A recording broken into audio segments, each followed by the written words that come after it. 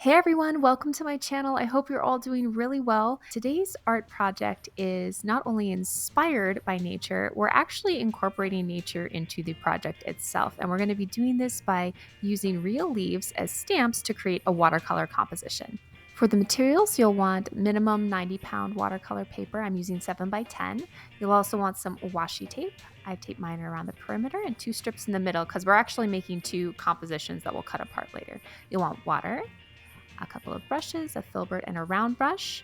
You'll want some paper towels, a watercolor palette, and you'll also want some scissors. And finally, you'll want some fresh leaves. I've chosen oak leaves, a large one and 2 small ones, as well as an acorn. I'm going to use the cap to make some accent marks.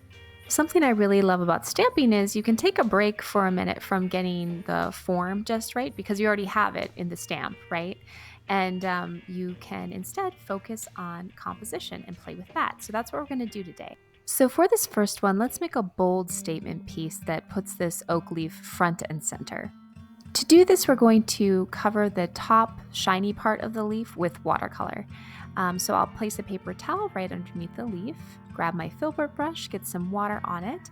And since this is a bold statement piece, I want this to be really colorful and use bright colors. So I think what I'm going to do is start with a fire engine red in one corner and then work my way around from fire engine red to orange to yellow to green.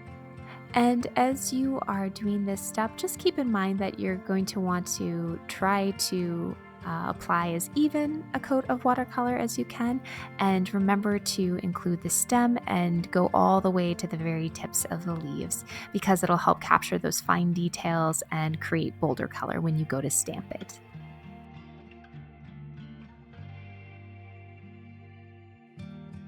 Okay, I think the watercolor application is complete, so I'm going to take my board here and just flip the leaf over onto the paper and press down in the middle and then kind of press around on the leaves and lightly slide my fingers from the middle of the leaf all the way to the tips, peel it back, and there we are. There's our leaf stamp. I think it looks so lovely.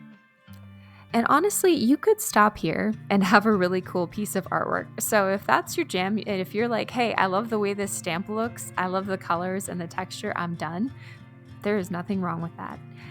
However, if you want to intensify some of the colors like I'm doing here, just take a little more color onto your brush and apply it in areas where you want the color to be more intense. I'm kind of going around and applying a little more color to each section, and I'm also just applying some water in certain areas to reactivate the pigment and get it to run together with other colors and let the colors naturally intermingle. Make it as intense as you want or as minimal as you want and have fun with it.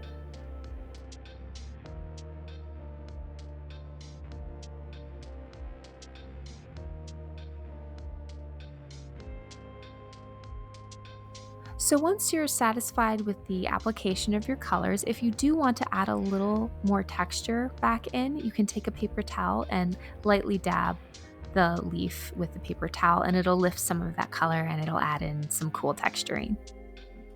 Now to give this painting a little more life and to finish it off, I'm going to add some enhancing detail. We can start with some splatter, and I'm concentrating this splatter at the bottom of the painting because there's all that white space down below, and this kind of helps balance and ground the composition.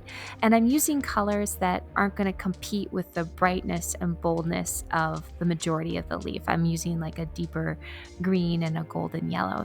And I'm going to continue to use those colors with the accent marks I'm going to add using this acorn cap.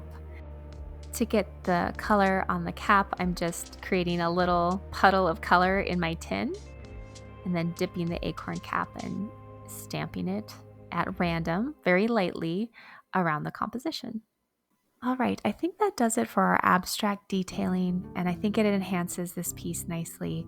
It gives me the feeling of fall exploding onto the scene like it does with all its beautiful colors. All right, on to the second composition. For this one, let's use the same colors, but let's go for a more serene look.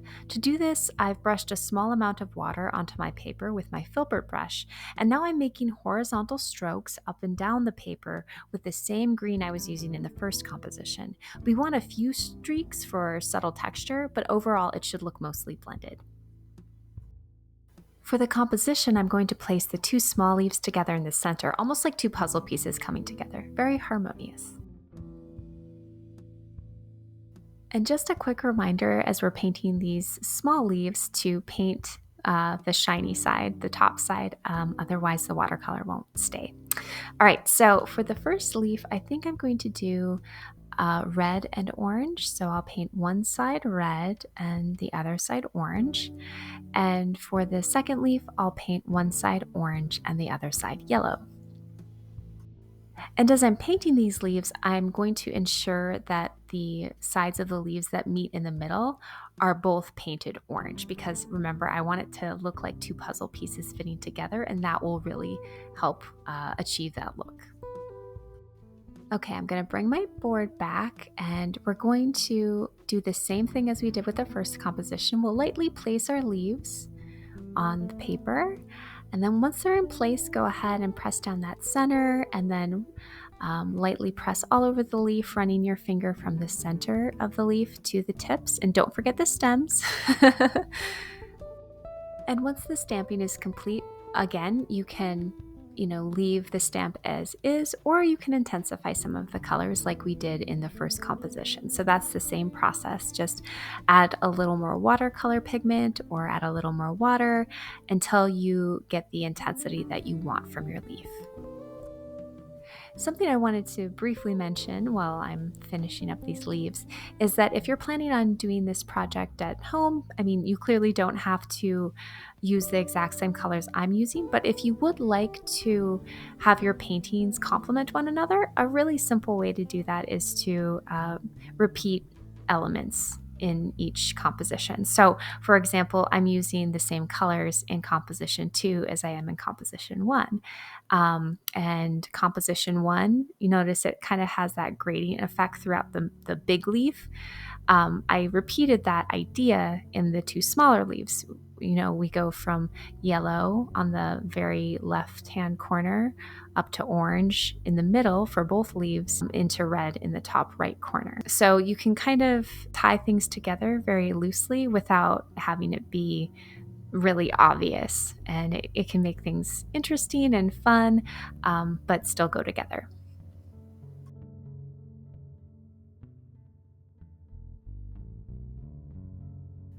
And speaking of repeat elements, we're going to repeat the same type of abstract detail that we put in the first composition. So I'm going to go ahead and use that green color to add small rings using that acorn cap. And then we'll go in and add splatter. But notice these details are more evenly spaced and harmonious, and the splatter isn't as heavy and it's more evenly dispersed. So it's speaking to that harmonious, serene vibe. And with that, I believe our paintings are complete. All that's left to do is separate them by cutting them right down that middle. See how I left that little slit there? It makes it so easy. If you made it to the end, thank you so much for watching. Let me know what you thought in the comments. I'm very excited to have made these. I think they would make a lovely housewarming gift, or you could do it on a small scale and make cards.